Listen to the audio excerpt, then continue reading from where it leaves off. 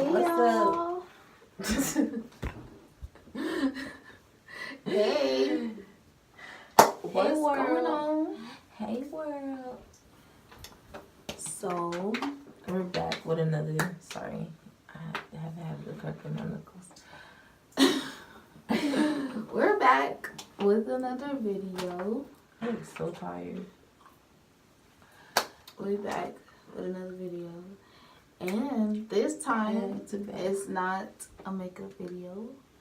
We are doing a story time. Woo!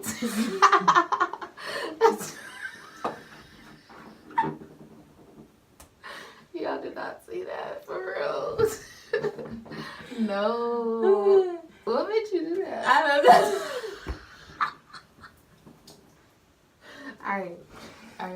Okay, back. Yeah, let's get this. Okay, so we are doing a story time on like when our parents found out that we have sickle cell. So Retta gonna go first because I gotta think about mine. I gotta remember what my mom told me. Also, shout out to the best grandmother in the world. Missing you every day. I do miss her. Like, I think about her all the time. All the time. That was the OG, man. We love you, Granny. Continue to, right. Love you, Granny. And on to the story time. So, when I was about 7 months, I had my first crisis. And my parents took me to the hospital. Not a very good hospital, but I almost died. But she took me to the hospital, and you know, she said she was like sitting in the waiting room waiting. She had been waiting for hours, and she said she looked at me, and all of a sudden my face was blue and purple, and I guess a nurse or somebody. This is where Dr. Exo pops in. He said, rush her to the children's hospital. Boom. So, take me to the children's hospital. You know, get there, blase, blase, do blood work. Ma'am, your daughter's going into a crisis. She needs immediate blood transfusion, and, you know, all the jizzy jazz. So, you know, my mom and my dad had knew about it because it runs in the family. So, but back in the time when I was born, they barely was getting the right technology that it is today. Because back in the day, they didn't expect people with sickle cell to live past the age of 12. And then as time goes on, they told my parents that I wouldn't make it to the age of 18. And by the grace of God, I'm 24. I thought you was about to start crying. I was about to say it. Hold on. No. But yes, God is good, and He is real, and He is true. Yes. So, you know, my parents like, okay. You know, they don't really listen to the doctors. It's, you know, God has the last say so. So amen every single time. It's not about what the doctor says. Because look at me, I'm 24. But now, you know, technology has fast forward. So now they say, like, in your mid-30s or whatever. I don't know. But I don't listen to that. Isn't Malika about to be 40? She is 40, right. Thank you. So, like, they just think they God. I just be like, okay. Like, yeah, okay, you gonna tell me when I'm gonna die. Like, but yeah.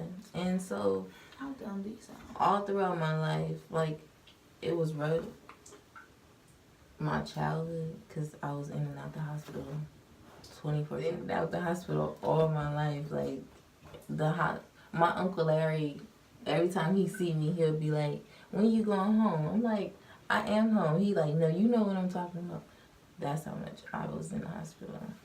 And, I done had some times in there, I almost died. Like, same. craziness. Alright, but before you start getting into that, let me tell my story. Oh no, that story. If y'all want to know more about sickle cell, then or what our sickle cell journey, let us know. But yeah. Okay, so I was diagnosed at 6 months, but I was born with sickle cell. Because sickle cell is hereditary, you get it from your parents. So this wasn't my first crisis, but it was like the one that, you know, was bad enough that I needed medical attention. So this doctor called my mom. His name was Dr. Greer. He called my mom and he was like basically asking her to bring me back to the hospital for like to run more tests on me. And my mom was like, no. She just said no. I don't know why she said no. I don't remember. She was like, no. Like she didn't want to. And he was just like, oh, ma'am, like, can you please get your daughter down here? She needs it.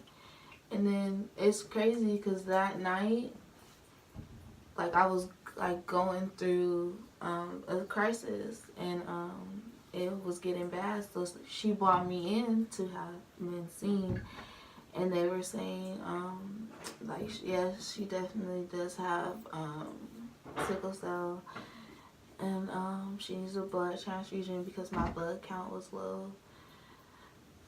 We basically have the same story. I just thought about that. We basically have the same story, but like my mom was trying, like the doctor was trying to warn her before, like, you know, it got too bad. But at least she found out at a good time, because if she wouldn't have took to the hospital, I probably would have died. Because sickle cell is very serious, like life or death every day type serious. There's really no cure for this except for a bone marrow transplant. And I hate when people say that's a cure. Like, that's not a cure. Like, if it's not 100% match, if getting it does not like make me better, then it's not a cure. With it. You gonna have cancer basically. You gotta go through chemo. They gotta be all up in your bone marrow, messing with stuff. It's not really that bad. People have died from it, and they don't ever want to tell you how many people died from it. They just want to keep testing it on you to be like, oh, this happened, like, I ain't about to be this happened with person, right? Like, they want you to be their guinea pigs. Like, nah, I'm good. Like, and I end up somewhere with 4 legs. No.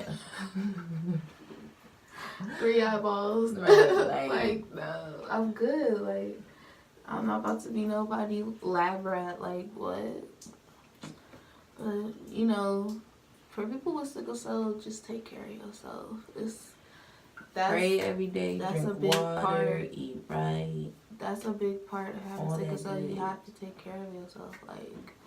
And for the people that don't know what sickle cell is, it's basically just a blood disorder where, you know, your red blood cells who don't have sickles are shaped like a circle, perfect disc versus ours. And like I was saying, people who don't know what sickle cell is, the medical term is a blood disorder.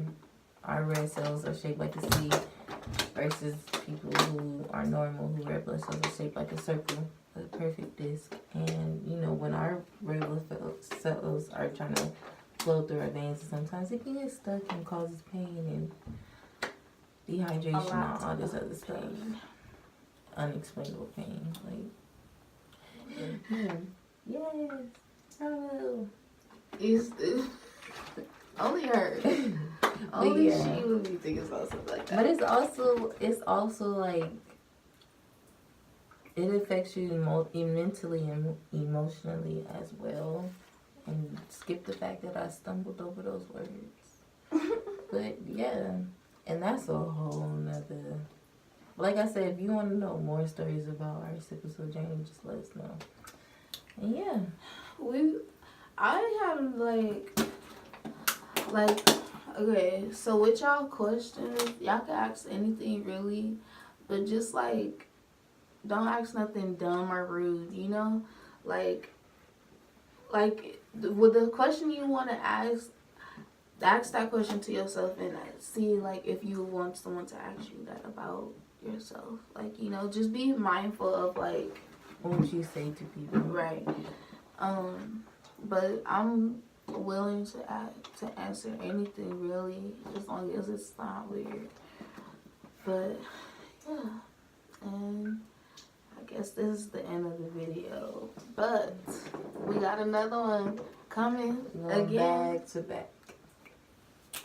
Back to back. Hey. And they wonder why they call us twins.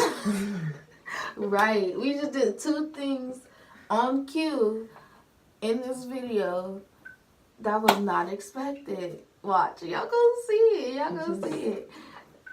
Alright, but we out, okay? Time for this next video. So, bye.